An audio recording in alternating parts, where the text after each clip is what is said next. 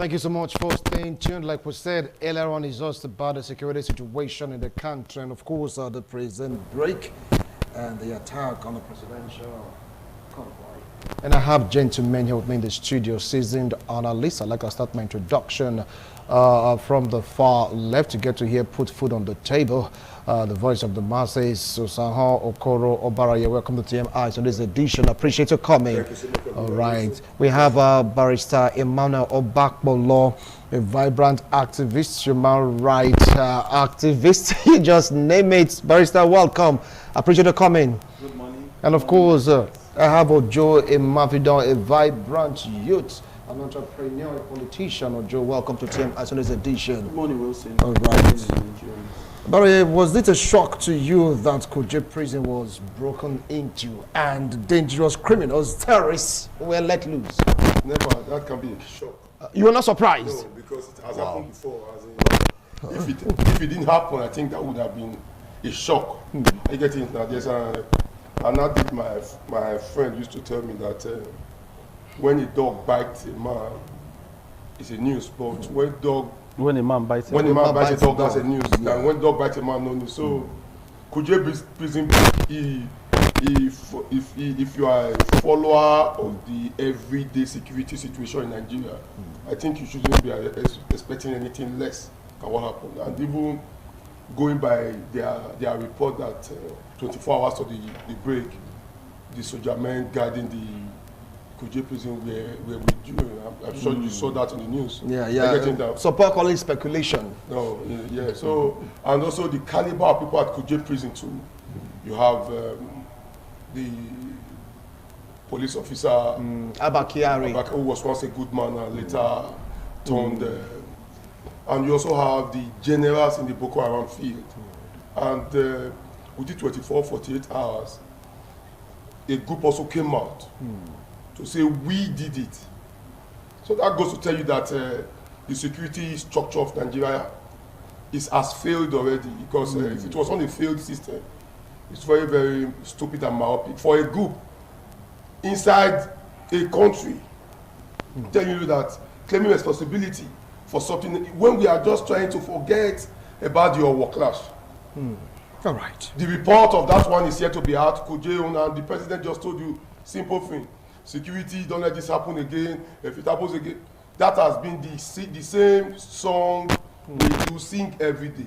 And without also scared again to, they touched on the president's cover. I think that's the total collapse of it, because that should be the strongest convoy at the very present just now in Nigeria. I get it. Okay. And also, it was touched, plus or minus. You are not the one saying maybe they will not telling you it was touched. Will also spoil, and some else will. So that will be kept at the back door. But the truth is that you were not surprised. System, and I'm not surprised. And you were not surprised. Okay, Barrister Emmanuel Obakpolo, you heard Comrade Obari. He said he wasn't surprised when he got to hear the news of Kuje prison. But we're talking about top criminals, hardened terrorists, and boom, the attack. Were you surprised? It will be laughable for me or any other Nigerian to say he or she is surprised. It has become a daily routine, an event that can happen by the second, by the minute, by the hour, by the day, by the week, by the month, and by the year, as we have witnessed thus far in this country. What surprised some of us was not the Kuje prison break. It wasn't that. The Nigerian Defense Academy, once upon a time, was invaded by these same men. If the Defense Academy could be invaded and soldiers, army officers captured like rats and taken away, then we are talking of prison, Kuje prison. The security architecture in Nigeria has broken down. And we kept saying it, but people don't want to listen, or they see some of us as enemies of the state, because you are telling the chloroquine bitter truth to the authority. Things are getting worse. Nigeria is the only country where an elephant will fly, nobody will ask. The president went there. I wasn't surprised. He just looked, no CCTV, no radar. I am disappointed. Till now, we've not heard any action taken. The president is in Katsina State now, observing the Salah. I read on the papers that a helicopter is whether maneuvering, surrounding, going in the air around the environment of the president. So the security aspect of our lives in Nigeria today is totally of that of the president alone. And what do you call that? That is egocentrism. It means that when the president is secure, every other Nigerian is secure. Is that not what the president has displayed? Is that not what is happening? If some few little persons can... And mind you, we talk of the Kuje prisons. Did these men fly from the air? Okay. Did they come from under the ground? All right. We are made to understand, even the Air Force base is few meters away from that, the prison. The Mogadishu barrack is few meters away from the prison. What happened? Nobody is saying anything. I will come back to you on the usual. So now they're beginning to bring out points. Somebody said he wasn't surprised. And of course, Barrister Emmanuel said he wasn't surprised. The only surprise thing that he got, he mentioned that also. Does it mean that a security architecture, Ojo, has been compromised? Well, like what Barrister said just now, he said it's only in Nigeria that an elephant will fly and nobody will ask. Questions. The truth is, prison break is not only doesn't happen. It doesn't happen only in Nigeria. We also happened in I think Mexico the other time, when El Chapo was rescued from prison by his gangs. It's just that the problem I see in these Kuje prisons or what is happening in Nigeria is this. First of all, you see in the year 2001, when Al-Qaeda bombed the World Trade Center as of then, during the time of George Bush. And then, because of what happened then, George Bush had to open a detention center in Guantanamo Bay. Why? Because Guantanamo Bay is very far from the American territory. How can you capture terrorists like Boko Haram, and you add them to civilians, and you think maybe these people won't come back for their members? What happens if we are even serious with this terrorism fight? Those inmates, those Boko Haram inmates, for me, they are not supposed to be in Kuje prison. Because if you observe, if you've been to Kuje before, Kuje is a residential area, and anything can happen. And in terms of prison break, I guess is not what this plan have been there for a very long time. Probably the security agencies were not informed. But I read as at March this year that the DSS, there was a warning from the DSS that some elements are about to take Nigeria back to pre-2015 era, where bombs were flying everywhere. So for me, I'm not surprised, and I guess the security agencies, all of them, the synergy is not there, and the trust, they don't have trust. You see, when something happens in Nigeria, it's either the Nigerian army is blaming the NCDC or the Nigerian police is blaming, you understand? So we have the NIA director, we have the national NSA, we have an NSA in this country, we have the DSS director. Until now, there's nobody that has been queried or suspended. Okay, I'll come back to you. He talked about trust, he talked about synergy, not there. Now, does it mean that there is an infiltration or total compromise of our security architecture? You will be better as a lecturer, because what you just what you deposited now was supposed to be written down. Are you getting it now? The truth is that the country, Nigeria, already knows that there's no security. We are just pretending to say there's security. The reason why I'm telling you is that you can just see also, before we leave here, you hear breaking news, a father kidnapped or a church bomb blast or something. So it's if you don't see a security defect on a daily basis in Nigeria, I think that you are not living in Nigeria. As we speak for the very just now, my brother, you remember it was in this country some Boko Haram detainees were forgiven. They were also taken back again into the military system. I'm sure I'm not the one telling you this now. I watched it on news, I listened to it, that after they got amnesty, they were also taken back to the system. Are you not also telling me that those people that were taken back in the system, that they are now militarized, they can now also undo and undo? Because Nigeria, first of all, does not also have what it takes to rehabilitate those set of people. Look at our brothers of the Niger Delta, that is also shouting again. I'm sure in the last tweet, you are aware that NDDC at Airport Road was blocked. Our youth protesting. Same again a few days ago, that of Delta State protesting. It also goes to tell you that the people they said they rehabilitated in Niger Delta youth, they are back again because the president brought this idea and the next one forgot about it.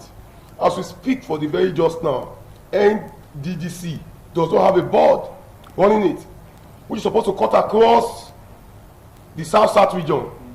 Since the inception of this administration, and they are about leaving, they have about 400 days to go. Are you getting it now? So it goes to tell you that, first of all, the government does not even have what it takes to put on ground for the populace. The same military people, if your friend in the police will tell you the truth, so they have not received salary. And even if they receive salary, it comes either half. Yes, then also think of it. They will also tell you a policeman buys his uniform, his shoe. Then they have 1 million policemen, and they will tell you the barrack cannot even contain 10 or 15,000. So the policeman also pays for his house rent. So the policeman sees himself as somebody, just because I don't have a job, that's why I'm here. That's not the truth. Are you getting it now? Nobody now, you will not have to train my son now, or your son to say you want him to become a Nigerian police force. Okay. No father will want to do that. But in a sane society, you are supposed to be glad that your son or your siblings into the military. Okay. In a sane society. But yeah, few days ago, I'm sure you are aware how soldier men were killed. Those ones, they are widows now, their children have not been seen. Are you not telling me? Yes, are you not telling me a child or a family member of that person that died in Shiroro will again think Nigeria is a secure place, or take a phone to say I want to become a military person in Nigeria? I will come back to your point because you raised, both of them raised many points. You talked about synergy. He talked about also this trust. You understand? He talked about situating a prison in a residential area. Now, if you take a look at the reintegration he talked about, was that a huge mistake on the part of the federal government to reintegrate in quote right now repentant Boko Haram into the security force?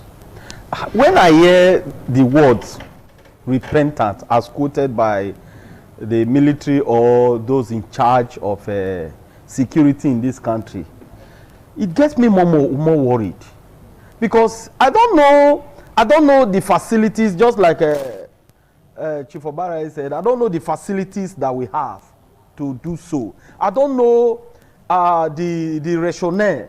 I don't know the modalities they use in doing all those drama we hear of or we eventually see in this country. How can you rehabilitate a terrorist? And within the space of few days or few weeks, you now say you are reintegrating them into the society. The same society they destroy. And they have repented. Repentance. What is repentance? Are we not exposing ourselves? For goodness sake, as near perfect as the Western world, as near perfect as they are, they don't even do some of all these things we do. Except somebody is telling me that there is religious sentiment, which we all know is the bane behind all of this drama we are seeing. You don't reintegrate somebody that is a risk, somebody that is a threat to the society. How do you do that? How do you come about that? And all of these things we see that plays out every day, they come and tell us when the purported reintegration is being carried, the purported rehabilitation is being carried out, nobody is aware. Where did they do it? What was their confession? Have these men been able to tell you and me where some of their members are? Have these men been able to tell us who is behind all of these things, their sponsors? Have these men been able to tell us that some of their weapons, where they are hidden? All of this, see, when you say somebody has repented, there should be something genuine that will spoil the person, and the person will begin to even make some confession that ordinarily the person will not make to you. All of these facts we don't know. The only thing we will just wake up to hear, and like they say in Edo State here, wake and see. We just wake up and see that the news is making the rounds, that some persons have been reintegrated, they are now repented. Even somebody who has repented, the people's daughter that they forcefully take and married, they are still with them, and the person has repented. The person has not gone to do the needful. The person has. What type of repentance is that? Calm down. And that is all you just see that there is see, Nigeria is collapsing by the second. Let us tell ourselves the truth, so that we can now know how to rescue this nation. This nation once upon a time was a great nation, but today can we say the same thing? Okay, I'll come back to you, Barrister. Just take out this time to take a breather. We pray we do not collapse. People be like, yes, we're in a situation, but doesn't mean that we are collapsing. He said repentance. He has not seen it because he gave examples, and according to both of them, this is part of the biggest mistake we've done when we talk about our security architecture, reintegrating repentant Boko Haram members into our military formation. Do you think that was really led to this infiltration? What I understand about Nigeria is there is no trust between the different ethnic groups in Nigeria. Because if President Muhammadu Buhari was to be a Southerner, what happened the other day where his convoy was attacked would have been misconstrued by the media. Probably conspiracy theorists might have said maybe because it's not a Northerner, but it has never happened to any president before. Yeah. So when we talk about repentant Boko Haram, we are not in the security field, let me put it like that. Even in the US, like the Guantanamo Bay I talked about just now, when they opened that place, they had about 200 and about 270 something inmates. Dangerous inmates. Yes, as at then. But do you know, before Obama left, they had about 41. Those people were not killed. Those people were under investigation. And after the American government found them, a majority of them, they were innocent, or let me put it like that. Or they've repented. Yes, they released them. Yeah. So if you talk about the Niger Delta militants, we all know during the Niger Delta struggle, a lot of militants were arrested. Some of them, they are back home. We have the likes of Asari Dokubo and the rest. These people, they fought against the federal government, and at least they committed treason. I don't know if you understand, but they were released. So about this Boko Haram problem, because we are not in the northern part of Nigeria, but what I feel is, it's not all these people that they were arrested that a lot of them were forced into the Boko Haram into terrorism. Yes, terrorism. And we are not there. If the federal government feels maybe this, because you can't just throw away the baby along with the bathwater. The bottle and the baby, yeah. So we should consider some things before. Sometimes, I'm not supporting what the government is doing, but I'm not there to understand if these people were really Boko Haram members, or they were forced to become Boko Haram members, you know. All right. I'll come back to you, Joe Imafidon. Right now, over 1,000 of these hardened criminals are out there in our Federal Capital Territory in various parts of Nigeria. Do you think that with that prison break, we've been taken back to where we were when you talk about the fight against terrorism? We've never left to a better place. Seriously? Yeah. And my elder brother said Nigeria is collapsing. No, Nigeria has collapsed. No. But people may have different opinions. Yeah, okay, we've not collapsed. No. We are still where we are. I'm not talking about structural collapse. I'm talking about security collapse. I get this now. Security collapse. If the president's convoy can be attacked, that's a collapse system. You must not say there's no other English to garnish collapse. Collapse is collapse. You don't fall. I get it now because why? The number one person that every security is supposed to be upon is convoy. Maybe the person didn't know that it was the one in the Audi. The person now thought maybe it was the one on the Camry, and maybe touched the Camry. leaving the Audi, but already it was on the same system. Maybe it would have been on the one that was touched. So it goes to tell you that the entire system is collapsed, because if the president was to come to ITV, I'm sure right from Muselu Market down to Ekiadolo, the entire security architecture will be taken over by the system. So wherever it was passing, there's supposed to be a security network to secure that part. But at the end of the day, the security network was also there, and something happened. So that's to say that is a failed system. So security-wise, Nigeria is a failed nation. Are you getting it now? And the truth must not, there's no way we can garnish what has happened now. Taking back this, don't let us go to Nigeria. In Edo State, after the NSAS protest, some inmates, Sarah, DPO and co, that were released. I'm sure you knew what happened in Edo, at least within a month, before the vigilantes and every other person became security conscious. I'm sure you knew what happened. That no sane man was on the streets, because what was happening on the street was day-to-day robbery. So you cannot also stop that, because these people, they came out not having a dime. They need to eat. They need to move. The one that needs to leave Abuja needs to leave Abuja, and there's no cash. He cannot come and beg, because by the time he's begging, you will not know him. So what he can do to quickly leave is to first of all steal again quickly. So maybe by the time you are struggling, when he's trying to steal from you, he kills you. So he can leave that place. Scenario, yeah. So that goes to tell you, there's already, you are not living in Abuja now. Where does people run to? There is already minor breaking and entry, kidnapping. A nation that discuss ransom with criminals, you are saying it has not collapsed?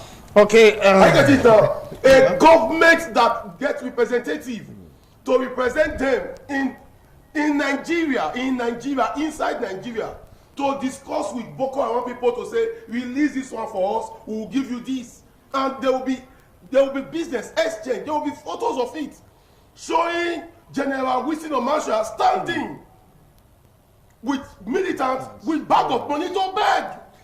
Is that not a failed system? Okay, Obare, I will come back to you, because give an example of why he's portraying his point of failed security architecture. Barrister, should Nigerians right now be prepared for more attacks, knowing fully well that these dangerous masterminds in Boko Haram or ISWAP, they are out there?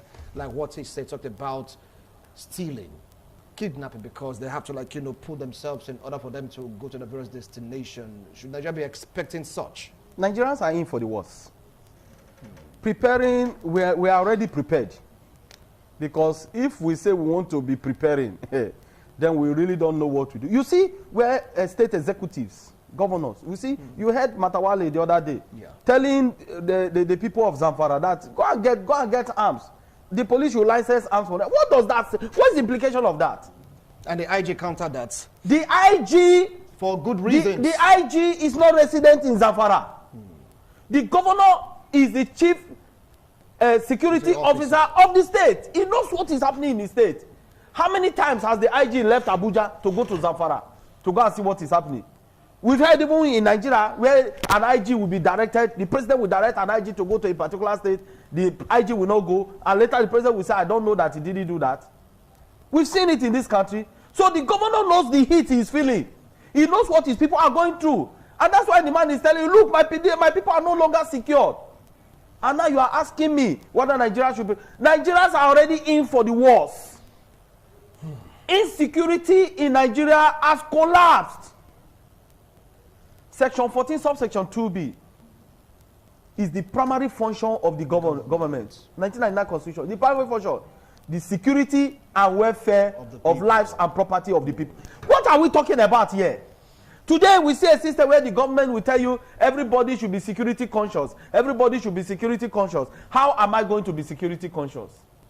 We've seen situation the other day when it happened in Owo. The governor of Ondo State, so I say every church, every mosque, every shrine, every angle, every housing should have CCTV. What will you use to power the CCTV? Where is the energy? Where is the light?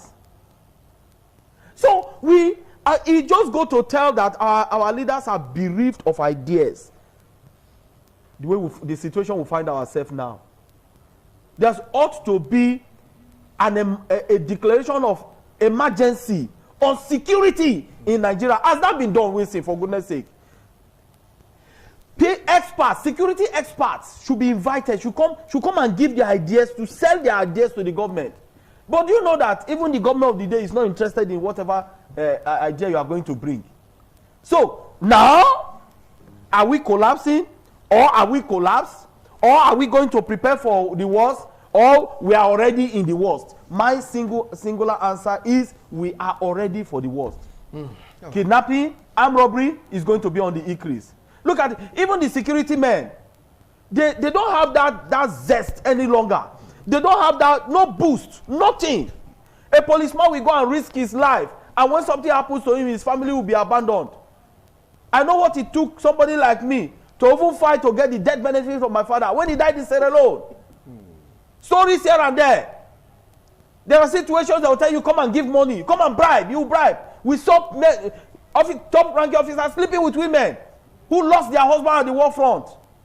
But nobody is interested in that. And yet we come and pretend as if all is well. All right. Then, all right. like Chief Obara said, a situation where a policeman will be responsible for his uniform. There is no place in the barrack for him to stay. He will pay his house rent from the stipend that is given to him at the end of the month. And you say the man should go and risk his life. Or you should pay somebody. Meanwhile, somebody is there collecting security votes and using the security vote for his own purpose. All right. Well, we are not ready indeed. Wow. Okay, now that they've escaped, because we're about to commence our descent right now on this discussion segment, what do you think we should do? Well, first of all, in a country whereby a refrigerator repairer is the Minister of Interior, what do you expect?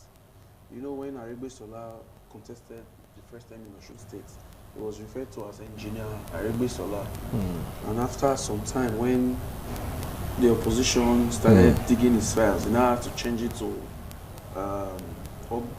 Ogbeni Ralph Aregbe Sola. So Aregbe Sola he doesn't even understand what the position is holding. Well, you just can't say that, because he's doing his best in that position. He's not doing his best. As the Minister of Interior, he's doing his best. This is why that happened in Abuja, Kuje, whatever. You know, guys watch about 10 prisons has had similar problems like this.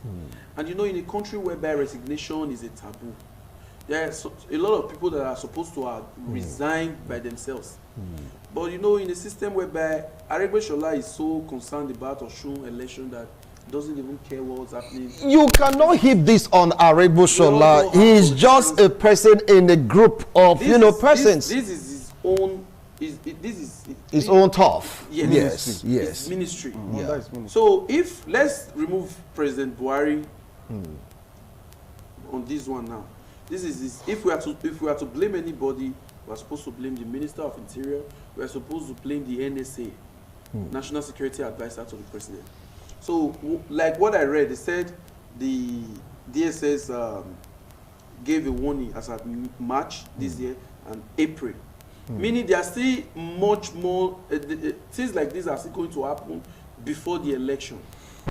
That will be the next round of talk with Derek. You know, the election and the Kuje prison break. But you've made a valid point.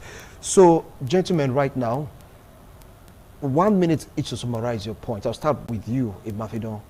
You've talked about Aregbe Sola. This is his office. He's not doing well according to you and according to many Nigerians because of several prison breaks we've encountered. What do you think we should do? 1 minute each. Summarize your point. First of all, all the security heads are supposed to have been fired by now. You should be fired. Yeah, of course. Wow. They don't know what they don't know their job.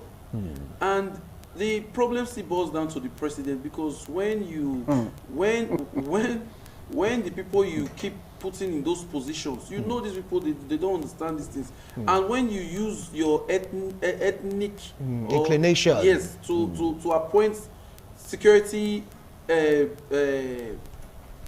personnel into those offices, there's never a way you get a different result. All right. Thank you so much, Imafidon. Your 1 minute is up. Barrister, 1 minute, please. What should we do? They are out there already. Well, say till today, the president has not addressed the nation. To tell you that the president is aware of all that. He has given a marching order already. What marching order did he give? He has given a marching order. Marching order of get them back. Disappointed. He said, get them back. Get who back? Or is that see the president? See, security is sensitive. This president went there and saw. In the next thing we heard, he was in Senegal. Senegal is peaceful and his home is burning. The president cannot take time to address the nation, though we know that it's in his character because we've seen it over the time. We'll see. Calm down, calm down, We've seen over the time, and